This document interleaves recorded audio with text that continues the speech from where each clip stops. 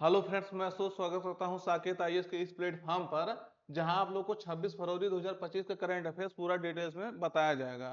हर current affairs आपका static GK के माध्यम से और मैपिंग के माध्यम से बताया जाता है। तो आप सब वीडियो लास्ट तक देखिएगा, कई सारे महत्वपूर्ण क्वेश्चन आपको मिलने वाले हैं। तो शुरुआत करते हैं आज के पहले क्वेश्चन के साथ। कह रहा भारत का पहला अंडर वाटर म्यूजियम और कृत्रिम रीफ यानी under water museum and artificial reef कहाँ बनाया जाएगा। देखिएगा, कह रहा भारत का पहला। कोई भी ऐसा क्वेश्चन रहे जो भारत का पहला हो, किसी प्रदेश का पहला हो, किसी विश्व का पहला हो, तो जो है विश्व का पहला कोई चीज होता है तो वो और ज्यादा महत्वपूर्ण हो जाता है। तो कह रहा है ये भारत का पहला अंडर वाटर म्यूजियम और कृत्रिम रीफ कहाँ बनाया जाएगा। तो ये घोषणा किया गया है अभी। तो विकल्प में है आपका पश्चिम बंगाल, महाराष्ट्र, हरियाणा, गुजरात। तो किस राज्य में यह बनाया जाएगा आपको बताना है। इसको आप जो है याद रखिएगा क्योंकि महत्वपूर्ण क्वेश्चन हो जाएगा। तो ये महाराष्ट्र राज्य में जो है बनाया जाएगा, इसका घोषणा किया गया है। तो देखिएगा इसके बारे में डिटेल्स है। भारतीय नेवी ने जो है, इंडियन नेवी ने अपनी डीकमीशन शिप आईएनएस गुलदार। देखिएगा डीकमीशन क्या होता है, जब शिप पुराना हो जाता है। ये लगभग देखेंगे आईएनएस गुलदार 1985 के आसपास जो है कमीशन किया गया है, भारतीय नेवी के सेवा में जो है लाया गया था। लेकिन ये बहुत पुराना हो गया था, तो ये जो है इसके कारण से इसको डीकमीशन कर दिया गया, यानी सेवा से इसको जो है अब हटा दिया गया है, अब इस सेवा में नहीं रहा है। तो इस शिप को क्या किया गया है, इसी के लिए जो है एक टूरिज्म को विकसित करने के लिए यह कहा गया है कि इसको बनाया जाएगा। तो भारतीय नेवी ने अपनी जो है डीकमीशन शिप आईएनएस गुलदार को महाराष्ट्र टूरिज्म डेवलपमेंट कारपोरेशन को सौंप दिया है, मतलब दे दिया है। क्यों दिया है महाराष्ट्र टूरिज्म डेवलपमेंट कारपोरेशन को? जिससे जो है टूरिज्म को बढ़ावा दिया जा सकते हैं और ये म्यूजियम बनाने के लिए इसको दिया है। तो देखिएगा आईएनएस गुलदार को महाराष्ट्र के सिंधुदुर्ग जिला में, ये जिला भी आपको ध्यान रखना है, सिंधुदुर्ग जिले के निवाती राक्स के पास है। वहां जो निवाती राक्स है उसके पास है, समुद्र में डुबोकर अंडर वाटर म्यूजियम बनाया जाएगा। तो अभी हम आपको जो है आईएनएस गुलदार दिखा भी देते हैं कैसे है, उस पे जो है म्यूजियम बनाया जाएगा। अब इसका प्रयोग जो है टूरिज्म को बढ़ाने के लिए किया जाएगा। देखिएगा अब जब ये शिप आईएनएस गुलदार है, इसको जो है डीकमीशन कर दिया गया तो अब यूज का तो है नहीं वैसे।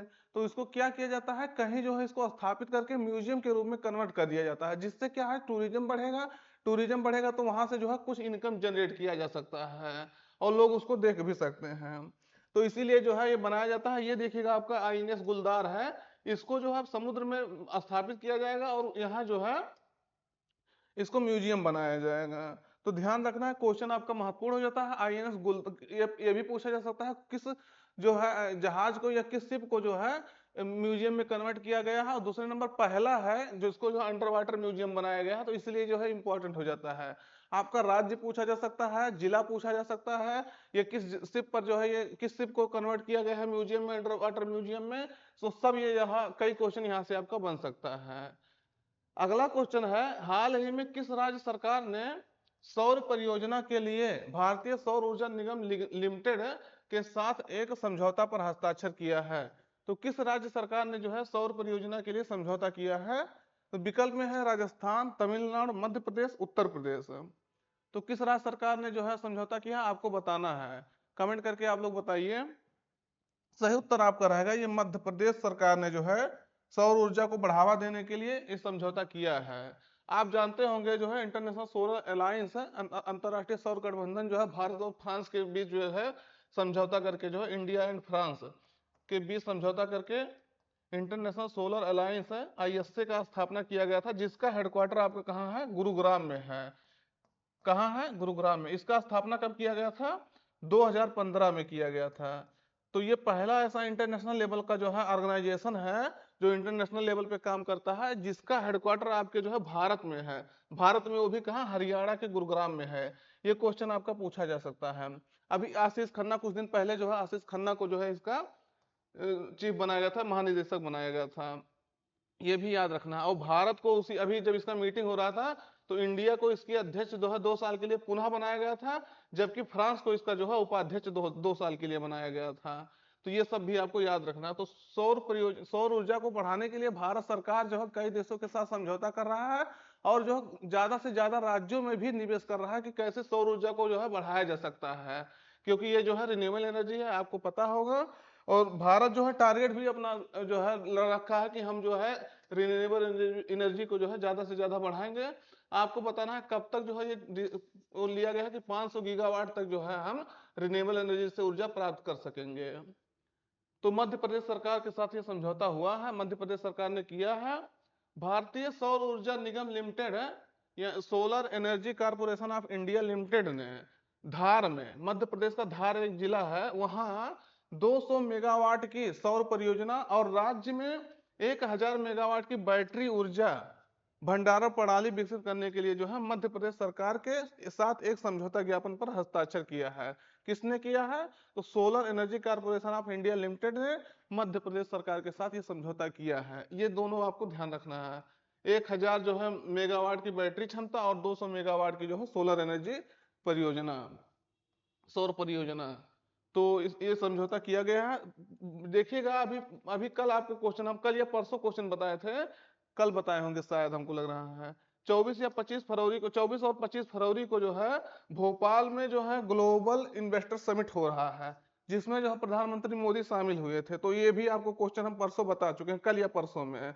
तो इसको भी आपको ध्यान रखना। उसी दौरान जब है इसको इस परियोजना को मंजूरी दिया गया है, इस समझौता को मंजूरी दिया गया है, जो ग्लोबल इन्वेस्टर समिट हो रहा है उसी के दौरान।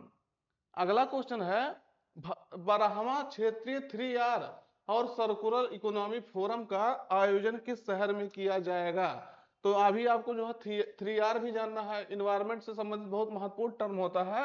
रीयूज, रिड्यूस, रिसाइकिल, ये जो है थीम इसका जो है फुल फॉर्म होता है री यूज, रिड्यूस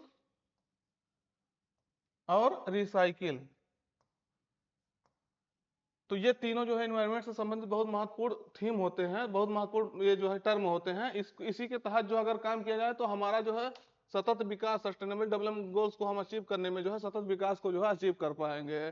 तो कह रहा 12वां ये है, 12वां क्षेत्रीय वो भी रीजनल 3R और सर्कुलर इकोनॉमी फोरम का आयोजन किस शहर में किया जाएगा? तो अभी ये 3 से लेकर के 5 मार्च यानी अगले महीने में इसका आयोजन किया जाएगा। तो किस शहर में किया जाएगा? विकल्प में है नई दिल्ली, पटना, जयपुर, मुंबई। तो किस शहर में जो है ये सम्मेलन आयोजित किया जाएगा? सही उत्तर आपका रहेगा राजस्थान के जयपुर में यह आयोजन होने वाला है। कहाँ होने वाला है? जयपुर में।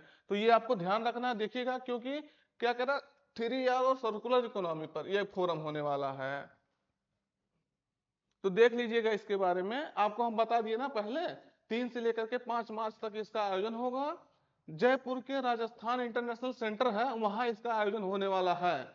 और यह एशिया प्रशांत क्षेत्र में 12वां क्षेत्रीय 3R, रिड्यूस, रीयूज और रिसाइकिल और सर्कुलर इकोनॉमी पर यह फोरम होगा।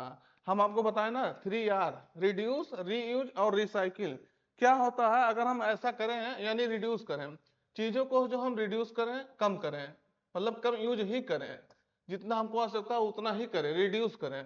रीयूज करें, अगर वही चीज हम जो है दोबारा यूज कर ले तो वो जो है उससे कितना जो है बचत होगा। और रिसाइकिल करें, अभी देखते होंगे कितना जो है रिसाइकिलिंग पर जो है ध्यान दिया जा रहा है। सरकार जो है यहाँ तक कि कंपनियों को कह रही है कि ज्यादा से ज्यादा आप जो है चीजों को जो अपना, जैसे प्लास्टिक के प्रोडक्ट जो आप जो है निर्यात करते हैं, बेचते हैं मार्केट में, उसको आप जो है रिसाइकिल करिए और उसको अपने पास पुनः बुला करके रिसाइकिल करिए, रिड्यूस करिए, उसके बाद रीयूज करिए, रिड्यूस करिए। और रिसाइकलिंग पे बहुत ज्यादा ध्यान दिया जा रहा है। जो अगर इन्वायरमेंट को बचाना है तो रिसाइकलिंग पे बहुत ज्यादा काम करना होगा, तभी हमारा इन्वायरमेंट जो है बच पाएगा बढ़िया से, जो है हम लोग जो है इन्वायरमेंट को प्रोटेक्ट कर पाएंगे। तो इसका विषय था एशिया प्रशांत में सतत विकास लक्ष्यों और कार्बन तटस्थता को प्राप्त करने के लिए सर्कुलर सोसाइटी को जो है साकार करना। इस थीम के तहत जो है, इस विषय के तहत इसको जो है आयोजित किया जा रहा है। इंग्लिश में देखेंगे इसको realizing circular societies towards achieving sustainable development goals and carbon neutrality in Asia Pacific. तो आपको पता होगा 2015 में हम लोग जो है सस्टेनेबल डेवलपमेंट गोल्स को जो है प्राप्त करने के लिए एक लक्ष्य रखे थे। 17 सस्टेनेबल डेवलपमेंट गोल्स को जो है लाया गया था यूनाइटेड नेशन द्वारा।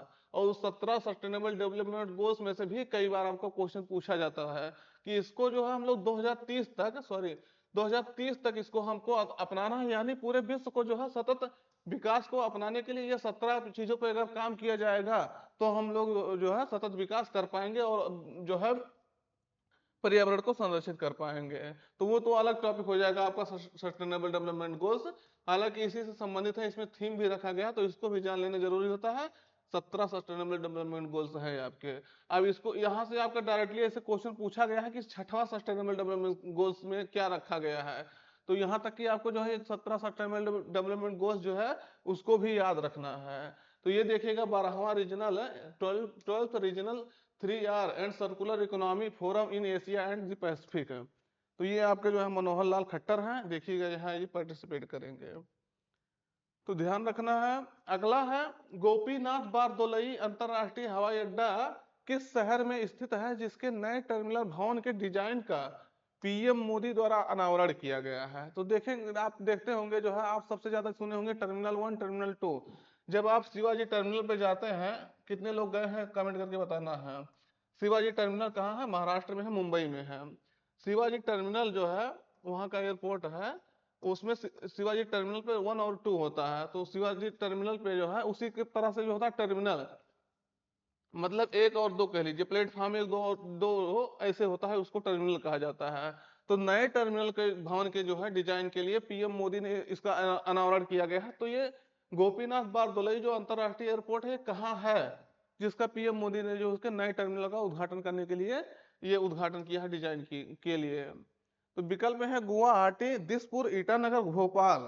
तो प्रधानमंत्री मोदी ने अनावरण किया है, तो कहाँ है इसका? ये सही उत्तर आपका रहेगा असम के गुवाहाटी में इसका जो है स्थिति है। कहाँ है? गुवाहाटी में, गोपीनाथ बारदोली अंतरराष्ट्रीय हवाई अड्डा। तो ध्यान रखना है। देखेंगे पीएम मोदी जो है अभी कहाँ कहाँ किस किस राज्य पे दौरे पे थे? एमपी, बिहार और असम, आपके ये तीनों राज्य के दौरे पे थे। आपको याद होगा कई सारी परियोजनाएं हम यहाँ असम से भी पढ़ाएं, बिहार से पढ़ाएं और एमपी से पढ़ाएं। तो ये तीनों राज्य के दौरे पे गए थे। तो पीएम मोदी ने जो है 24 फरवरी 2025 को गुवाहाटी के गोपीनाथ बारदोलई अंतरराष्ट्रीय एयरपोर्ट पर नई एकीकृत टर्मिनल, इंटीग्रेटेड टर्मिनल का जो है भवन का डिजाइन का अनावरण किया है, उद्घाटन किया है। नए टर्मिनल भवन में जो है एक अद्वितीय बांस और आर्किड थीम, इसका जो है बांस आर्किड थीम है, अद्वितीय, जो है असम की प्राकृतिक सुंदरता और जैव विविधता का जो है प्रतिनिधित्व करती है। तो ये चीजें आपको ध्यान रखना है। कहाँ है? गुवाहाटी में इसका जो है गोपीनाथ बारदोलई अंतरराष्ट्रीय एयरपोर्ट है। गोपीनाथ बारदोलई जो है बारदोलई असम से संबंधित जो है पर्सनालिटी थे, इंपॉर्टेंट पर्सनालिटी थे। अगला है भारत के किस तटीय राज्य में सागर कवच अभ्यास आयोजित किया जाता है, या आयोजित किया गया, सॉरी अभी आयोजित किया गया है इसका। देखिएगा ये आपसे ऐसे भी पूछा जा सकता है, सागर कवच क्या है, तो आपको बताना है जो है इंडियन कोस्ट गार्ड द्वारा जो है, इंडियन कोस्ट गार्ड द्वारा ये किया जाने वाला एक अभ्यास है। समुद्री सुरक्षा के लिए जो है, जो समुद्र का जो तट होता है उसको सुरक्षा के लिए ये अभ्यास किया जाता है। तो ये आपसे ऐसा भी पूछा जा सकता है ये किस देश के बीच में होता है, तो ये देश के बीच में नहीं होता, इंडियन कोस्ट गार्ड द्वारा जो है भारतीय तट पे जो है किया जाता है। ये क्या रहा, तटीय राज्य में किया गया है ये अभ्यास है। तो किस राज्य में किया गया है? विकल्प में है उड़ीसा, पश्चिम बंगाल, आंध्र प्रदेश, गुजरात। तो सही उत्तर आपका रहेगा पश्चिम बंगाल के सीमा पर जो है इसको, कोस्ट पर जो है इसको किया गया है। इसका आयोजन कौन किया है? इंडियन कोस्ट गार्ड किया है। तो इसके बारे में डिटेल देखिएगा थोड़ा। 21 से 22 फरवरी तक जो है इसका आयोजन किया गया है। आयोजन क्या, एक्सरसाइज का जो है अभ्यास किया गया है ये पश्चिम बंगाल पे। तो सागर कवच अभ्यास जो है भारतीय तटरक्षक बल यानी इंडियन कोस्ट गार्ड द्वारा पश्चिम बंगाल की 158 किलोमीटर लंबी तटरेखा पर आयोजित तटीय सुरक्षा अभ्यास था। कितना इसका जो है किलोमीटर लंबा है? 158 किलोमीटर लंबी तटरेखा पर यह अभ्यास किया गया है।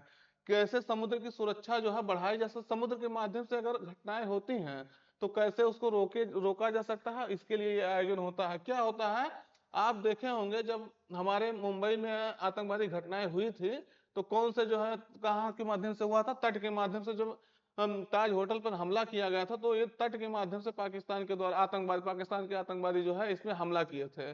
तब से हमारी जो है इंडियन कोस्ट गार्ड जो है ये और ज्यादा इंडियन कोस्ट गार्ड ये और ज्यादा जो है एक्टिव रहता है और ये समुद्री सुरक्षा को बढ़ावा देने के लिए ये तत्पर रहते हैं। भारत के जो है 9 राज्यों को जो है 9 राज्यों का सीमा जो है तट से संबंधित है, इसीलिए तट की सुरक्षा जो है बहुत महत्वपूर्ण हो जाती है। क्योंकि जो है अगर तट नहीं सुरक्षित रहेंगे तो हम लोग बॉर्डर कितना भी सुरक्षित कर लें तो तट के माध्यम से भी आतंकवादी घटनाएं हो सकती हैं। इसीलिए जो है इंडियन कोस्ट गार्ड समय समय पर तटों की रक्षा के लिए जो है ये अभ्यास ऐसे इसी मॉडल में कई सारे अभ्यास करते रहता है इंडियन कोस्ट गार्ड।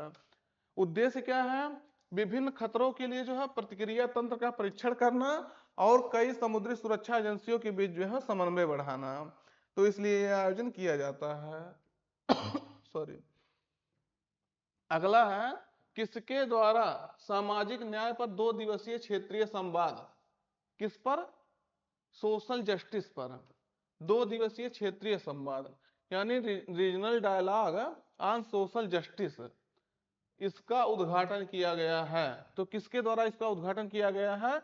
विकल्प में है नरेंद्र मोदी, शिवराज सिंह चौहान, डॉक्टर मनसुख मंडाविया, पीयूष गोयल। तो किसके द्वारा जो है 2 दिवसीय सम्मेलन का जो है उद्घाटन किया गया है? तो किस लिए? सामाजिक न्याय पर जो है क्षेत्रीय संवाद के लिए।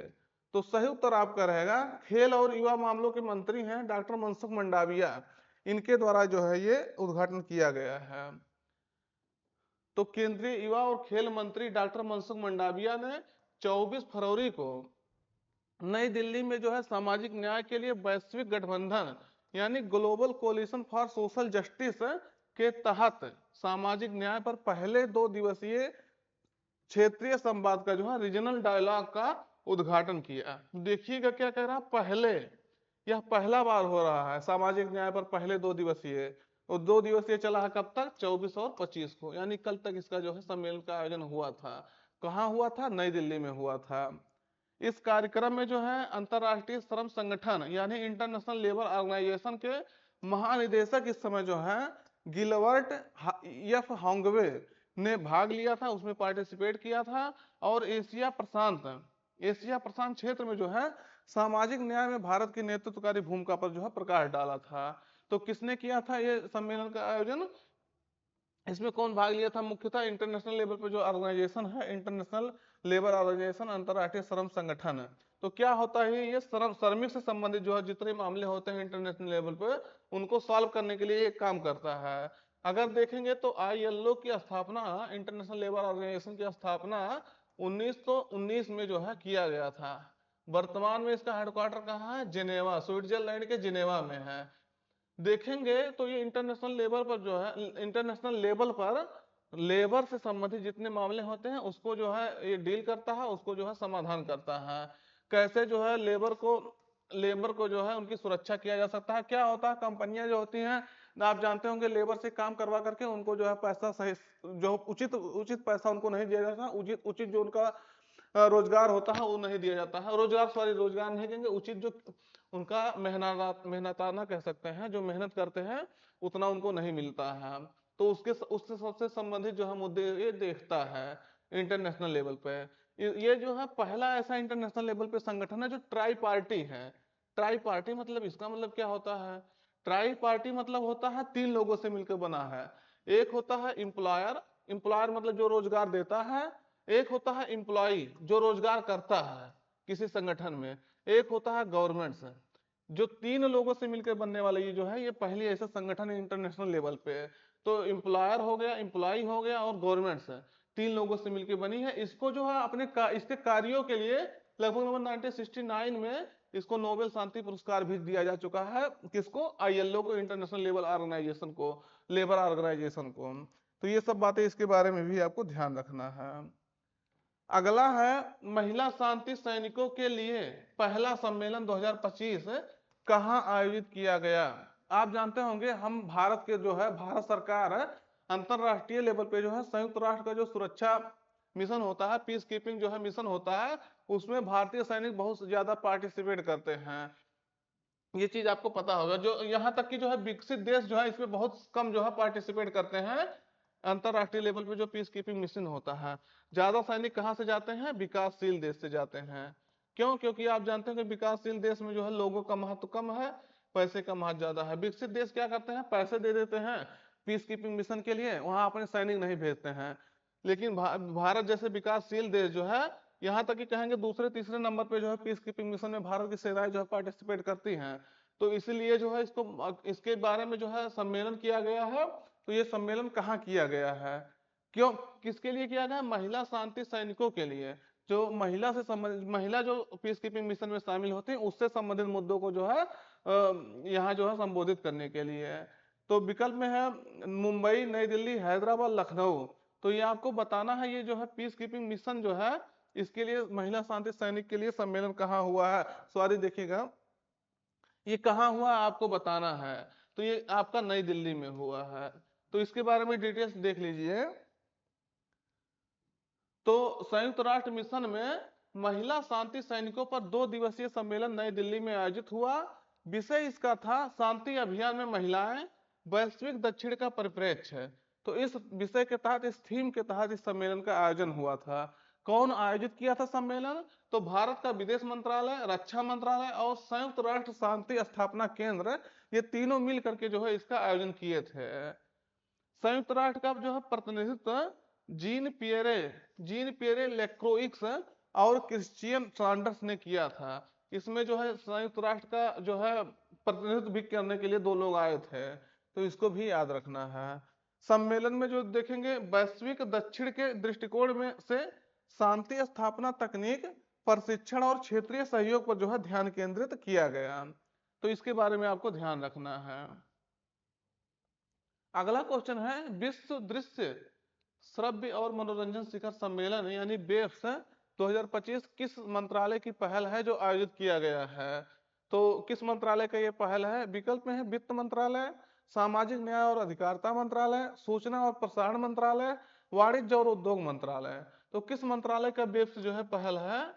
सही उत्तर आपका रहेगा सूचना और प्रसारण मंत्रालय का ये जो है पहल है।